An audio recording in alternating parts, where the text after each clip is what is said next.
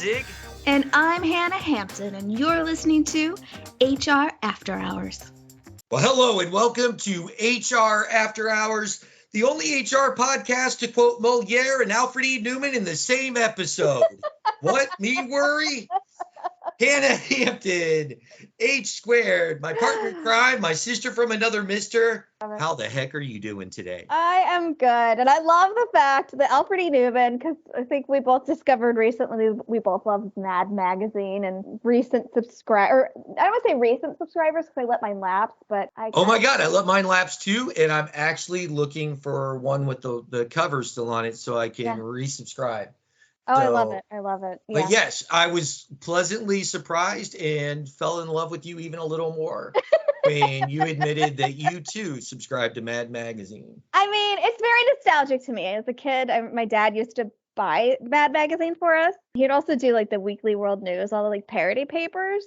So it's so nostalgic to me, and it's funny. I love comedy. Certainly a nice parody magazine, Cracked, all that good stuff.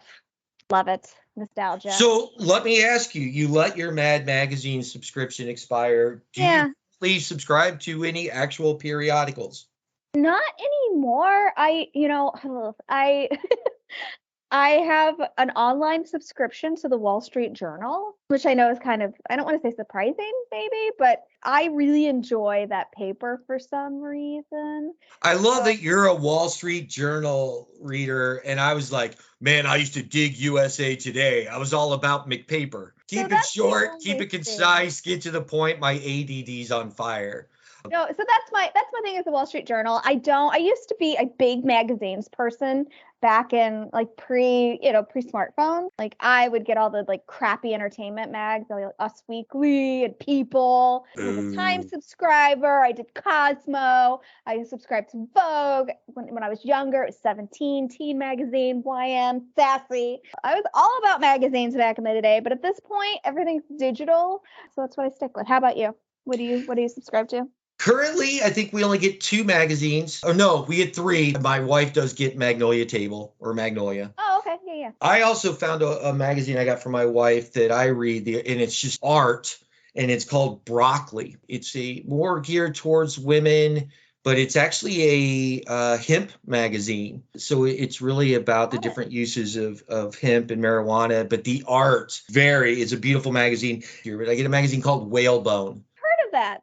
Yeah, it's a Long Island magazine. Yeah, so I still get some paper periodicals. I will get Mad again. Yeah, I was like you. My dad subscribed to everything growing up, so Wall Street Journal, Rolling Stone, Time. Didn't get the Peoples and the Us Weeklies. That was never my thing. That's what MTV was for. I'd watch MTV News instead. I was obsessed with those, and I used to travel a lot for work, so I would always have my magazines. And then eventually I decided on like the better use of my time was actually to read a book versus like shitty magazines. And I could find all my celebrity gossip online at like PerezHilton.com, which I always read Perez Hilton online when he was still fat. It was so different back then. It was there. I mean, there's so many, but Perez was kind of my main celebrity gossip source, which I don't know if I should admit it, but I'm going to admit it because it is what it is. And it's funny because people like you and I who get into something before anyone else, then we turn around and say things like, well, I don't really read Perez Hilton that much anymore. I think he was much more on point when he was fat. Well, and I have to disagree with that. I follow him on Instagram, and I have to say he's become kinder as he's become a parent and older. Well, it was probably a little more real info back in the day, and I bet you're probably a little right. I feel like he doesn't show celebrity kids anymore, and he's mindful about what he's posting versus just, I think, trying to make a name for himself, which he did. Good for him. He's got a podcast that he does. I mean, and I think he's writing a book, maybe. I don't know. And There you are. We're not as smart as everyone thinks we are. And so I think we'll even reaffirm that with our first topic. This is an interesting article I found on NPR Online. It's written by Juliana Kim. I think it was November 6th. The headline really makes the story for me. And it just says, the National Park Service wants humans to stop licking this toad. This reminds me of an old episode of The Family Guy where everyone was licking toads. And I'm telling you, Family Guy is years ahead in. I think Seth MacFarlane has a time machine. But let's talk about this. So it says, go into almost any park, and there's often reminders to refrain from going near, petting, or feeding wildlife. Yeah. Not licking strange animals was simply a given until now.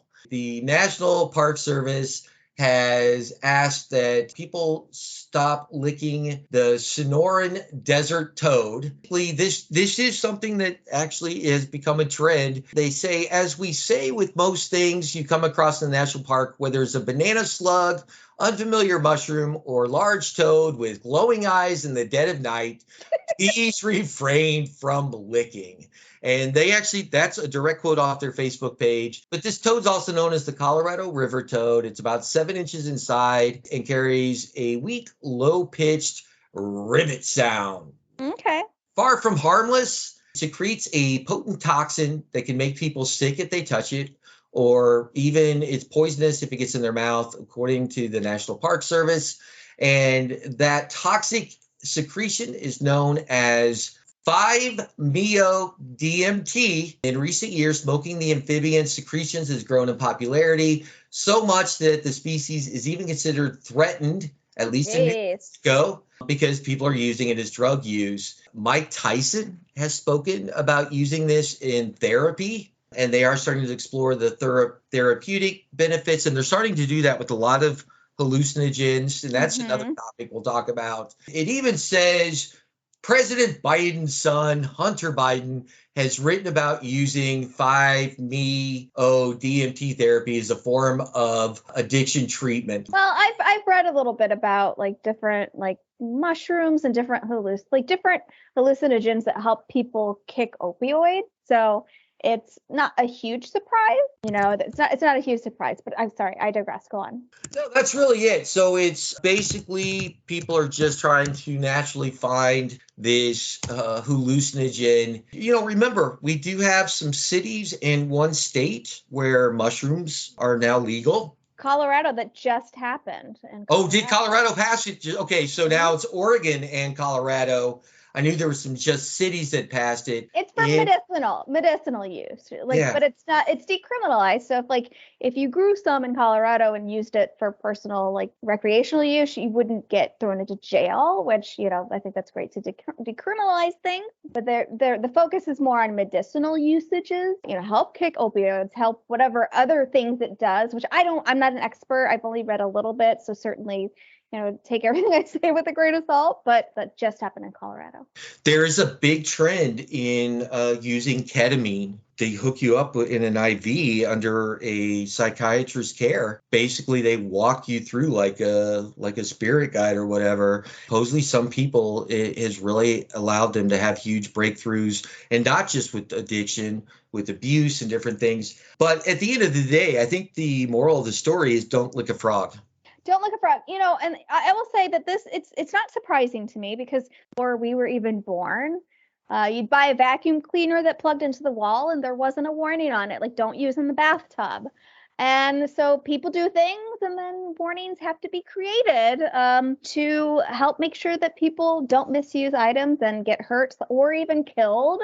So not a big surprise as we continue to have more and more warning signs on things. So people out there, don't lick frogs. I don't get why people would just randomly go out into nature and lick things, but Exactly. And I feel like I would be doing a disservice if I did not give the details on the Family Guy episode, which was originally released in June 6th of 2000. Lord. So over 22 years ago, he did an episode about kids licking toads. And that episode's called Let's Go to the Hop, Family Guy, release date June 6, 2000. Again, Seth MacFarlane, I think you could maybe find some better uses for your time machine. Look around you. The world's going to hell in a handbasket. But well, maybe this was, not to Dr. Strange you, but maybe this is the best of all of the, however millions of options that Seth had to look at. I'm going to Dr. Strange you on that. All right. We do have HR in our title, so I guess we should do something HR-ish. I kid. It's been a busy week, so I'm just like, oh no, I'm kidding. Yeah, let's talk about HR. I think that's what our listeners are expecting. Well, what do you got for us? If any of our listeners have not pressed stop and gone about to find a real HR podcast, Hanna Hampton, what do you have for us this week? Don't leave us.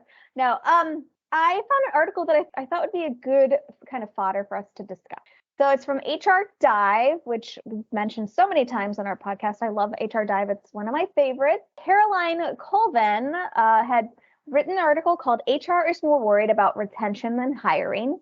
Data suggests. So it talks a bit about in 2021, 40% of HR professionals surveyed by Lattice said talent acquisition was a priority over the next 12 months. Now, for 2022, only 17% of respondents said the same. So people are less focused on hiring and more focused on employee engagement, learning and development, and just overall retention of employees, which not too surprising to me, as we've all been talking about the Great Resignation. We're in an interesting time. So I feel like with the economy where it's at, with talks of recession, with tech going through a lot of layoffs, like big tech companies, I feel like it's smart to, okay, I've got these great people, let's hold on to them. What are your initial thoughts about this topic? So I think there's a couple different ways to look at this topic. I'm going to go the more practical route because I had a pretty rough couple of weeks at work as well. And so my brain's a little mushy. It's kind of a no shit Sherlock type of article in one retrospect. Aww. Basically, talent acquisition was a top priority to stop the hemorrhaging. We all knew that the economy was in trouble, and we're starting to get more true facts because at one point we're really just concerned with the lack of resources, and we can't make chips for your cars. We can't do this. We can't do that. So you knew that this was going to have a ripple effect on jobs, because if you don't have the parts to do that you need to do the job, then you're not going to need the people. No. And I think I want you to bring up also a different example, because I feel like that's just one industry, but like Stripe, which I feel like lots of HR blogs and podcasts have talked about it. Stripe had a major layoff in their credit card processing company. And what was special about their layoff is how well they did it. As much as layoffs suck, they did a really good job at it. We're not going to talk about it here, but I think a lot of companies, the pandemic moved a lot of things online, and so a lot of companies boomed from that. Online credit card processing.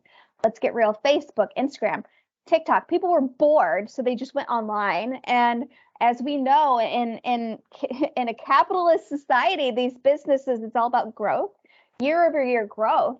And now that people spent 2 years like just sitting online, shopping online, entertaining themselves online, now people are kind of back to reality. And these forecasted numbers, like, you're not going to grow anymore if people are kind of lessening that online time. People are not using the internet like they did at the peak of the pandemic. It's just a crazy world that we're in right now. And I think the recession, a lot of companies are scared of it. So like they're preemptively like planning for this by letting people go, which if you've ever worked in an industry with peaks and valleys, you wonder how long until they have to rehire everybody back.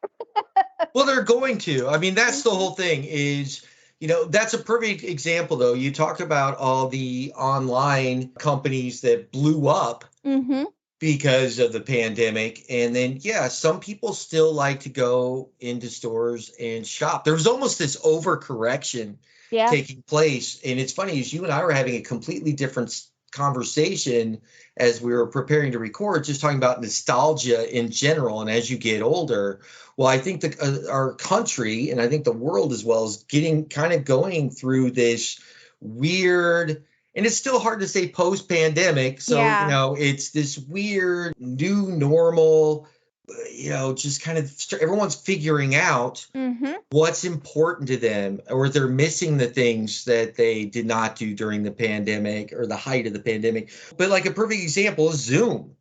Zoom was a part of not only business and school. Yeah. And of course, now you don't want to use it for school unless you have to at the up through high school level. I always thought Zoom and similar platforms are great for college. You get to this point where, well, first off, not, most of the kids are all back in school. So Yeah. you don't have this usage of Zoom for education. The people that were using Amazon for everything, now they're going out and they're Christmas shopping again this year. And if you remember in one of our podcasts, I talked about how I was making this effort to have this nostalgic holiday. So it would have been at least 3 years ago. And I was talking about going out and trying to shop for people's gifts because I've purchased Christmas gifts online for 15 years. Sure. So I made this big thing and I went out to stores and I had a miserable experience almost everywhere. And this was before the labor shortage. So I was just like, well, that sucked. Even now, I went furniture shopping last week and I hit 5 stores in an hour and a half. And now I'm picking the accent pieces, and I've got 3 different websites where this afternoon, my wife and I are going to look at about 25 different chairs all online. We're not going to step foot into a store. Because I went there, I did it. I think with the sofa and the chase and the big pieces, you do kind of need to at least measure and really see if it's as comfortable as it looks. Yeah. But now I'm on accent pieces and I'm like, I don't want to drive to 20 shops today. So the things that we didn't use as much are back in play, so that we had to hemorrhage the bleeding there to make sure we didn't have the drastic labor shortage. And then in things like restaurants and retail as well, people have finally become acclimated to not getting the quality of service when stores had, let's say, 7 people running around the floor, and now they have 3. Yeah. People become used to it. So now that company can change its labor model and run with 5 and make the customer feel like they're getting this amazing experience because they're used to 3. But before, maybe the company did 7 or 8 during the holiday season. So there's all these changes. And then you just have these big public companies. Everyone's a number. It's just about productivity and throughput and sales. Yeah. These are companies that were laying off before the recession. Perfect example, Walmart's fulfillment centers. When I was in that industry for just a couple years, I watched Walmart go through massive layoffs and massive hiring 3 times in 2 years. Yeah. Wow. And then I remember that made me think about back in my hospitality recruiting days. And in the Midwest, there's a company called Caterpillar, which is big tractors and everything. And I would get these candidates that would work for Caterpillar in Peoria, Illinois. And they'd work there for like 7 years. And then they were a restaurant manager for 2. And then they went back to Caterpillar for 3. Then they were a restaurant manager for a year. Then they were back at Caterpillar. Now they were looking in restaurants again. And every time it was the company would do these massive layoffs. And then these people would know that they would get their job back anywhere from 6 months to 3 years later. Wow. And that had become their lifestyle. And they were okay with that? They were okay with it. That's insane to me. I do think Caterpillar is by far the largest employer in Peoria, Illinois, at least in that time. And I'm sure they probably are now. But yeah, that was just a way of life. That was a simple Midwestern way of life. That's really sad to me because I know that it's stupid for me to think this is not kind of how it was 30, 40 years ago, where you started a job after college and you stayed there until you retired. I know that's not the world anymore. However, like treating people as expendable as that, to me, just it dehumanizes. And I know we always like to talk about putting the human back in human resources, but that really dehumanizes people. And I feel like after a certain amount of time, I don't think I'd want to go back, because I would feel like I was so just disposable, that it's, I don't know. To me, I feel like that's, I don't know, that's a little sad to me. And that's not the world. And then, and of course there's all the things on the back end, like how does that affect your retirement, depending on what kind of a program they had. But I feel like that's sad. And then also it's unfair to the other companies if you're trying to retain your employees, but they're just there biding their time until they can go back to their preferred employer. It seems a little like the rebound. Like No, you're a rebound company. you are Gen X, but you're on that end where you got some millennial qualities. I don't think the millennials will ever subscribe to that type of lifestyle. Mm-hmm. Even as a Gen Xer, you still had part of your parents' boomer traits, whether you Sure. liked it or not, and some of them you would try so hard to shed, and some of them successfully. But that's what I love about millennials and Gen Z. Zers. I love Mm-hmm. Zers. I love the fact that they're like, well, just because you did something stupid doesn't mean I have to do something stupid. I feel like Gen Zers are the fuck around and find out generation. Yeah. But I think if I sat down with a 23-year-old, or let's say a senior in college, Yeah. and just explained the Caterpillar and the Walmart business models of these massive layoffs and rehires, I don't think a single one of them would be like, oh, well, yeah, then you just go back when it's time. Yeah. They'd all be like, fuck those guys. Yeah. And that's where companies need to wise up as you have a need for the Gen Y and the Gen Z labor market. You're going to find out that they aren't as forgiving because they are willing to pack up and try something new somewhere else. That's gonna be a hard change, because I feel like, these companies, and this is capitalism for you, these companies are working for their shareholders.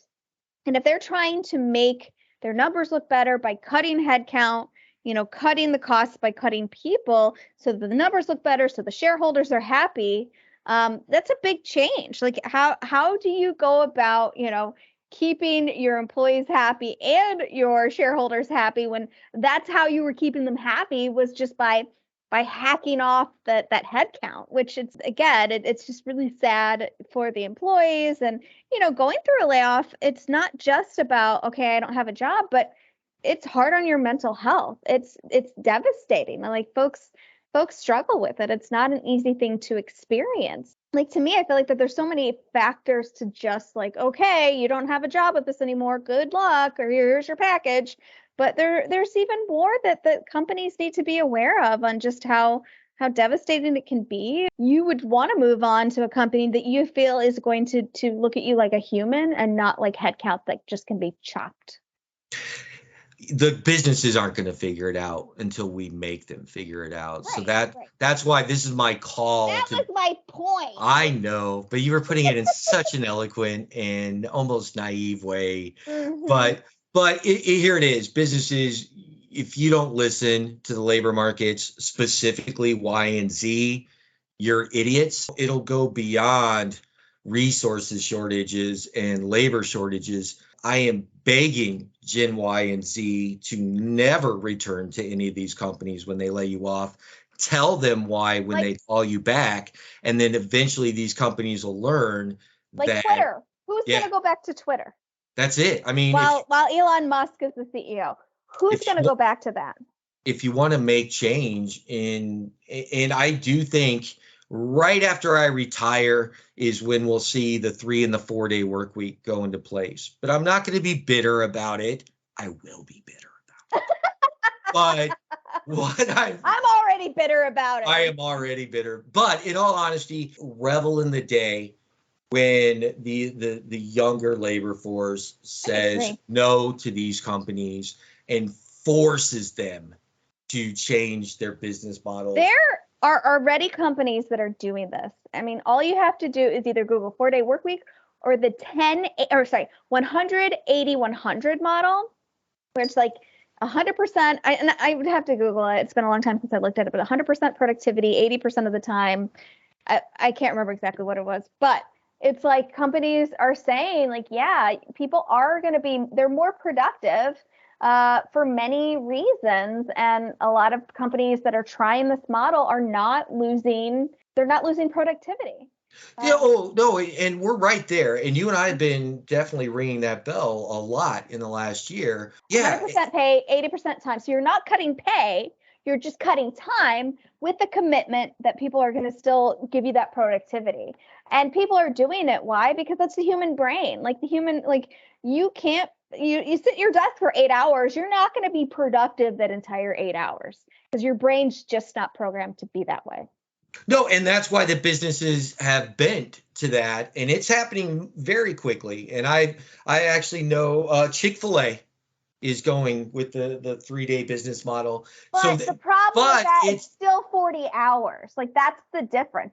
People are working like 16-hour days or 14-hour days, which I think that's unsustainable as well. That's a really long day. Like I read that article and why that's different. It's still 40 hours. Like the whole kind of 4-day work week is not 40 hours and 4 days. It's a 32-hour work week. It's different companies are trying different things. I know a company that's doing 4 11.5-hour days in hospitality, but the whole thing is that is something. Like, that's not the purpose of it. It's the fact like what the true kind of 4-day work week is doing more with less time. Like I've known a lot of people for years who've done 4-day work weeks and it's 10-hour days. That's fine, but that's not the crux of what this new working week would be. It's a 4 days still with 8-hour days. It's a 32-hour work week. And I think that is the first step, but we've got to get these companies to realize that we're not going to go back to them if you let us go. And neither one of us have ever returned to a company after we've left, because you move on, breaking the cycle of these companies that have been doing it for 25, 30 years, that some of our listeners whose parents worked for these companies and did this cycle. We got to make sure that they don't allow that cycle to become part of their life. And you've just got to tell these companies, if you're going to do massive layoffs, don't expect us to come back, like, oh, yay, now you'll see me again. It's like the guy or girl that's in the relationship that gets dumped every 6 months and then, oh, they're taking me back. Why would you go back to that? Stay away from them. Make them learn that it's one and done. I want you to think about, because you live in a big city where there's jobs aplenty. And you think about Peoria. Peoria is big, but it's not that big. I mean, it's bigger than most small towns. But sometimes when there's only one or two, big companies in that place, that's your only option. So sometimes I feel like that's why people go back, is because there's not a lot of options. It's easy for us to preach, like, don't go back, but sometimes it's like, well, either I go back or I got nothing, or I take a 50% pay cut. So, I would say, rather than let's just say, try to make the employer feel bad, because they're always going to be able to, well, not always, but they can find people who will want those jobs, especially if they're well paid, if they're decent hours. But like, hold on to your people. Let's treat people like human beings and not treat them as disposable, as like replaceable. Like, be better to your humans, because if you treat people with respect and dignity and give them opportunities and have a good work environment, they're going to stick around, and you're going to retain people. Like, you can't treat your employees like shit and then act surprised when people don't stick around.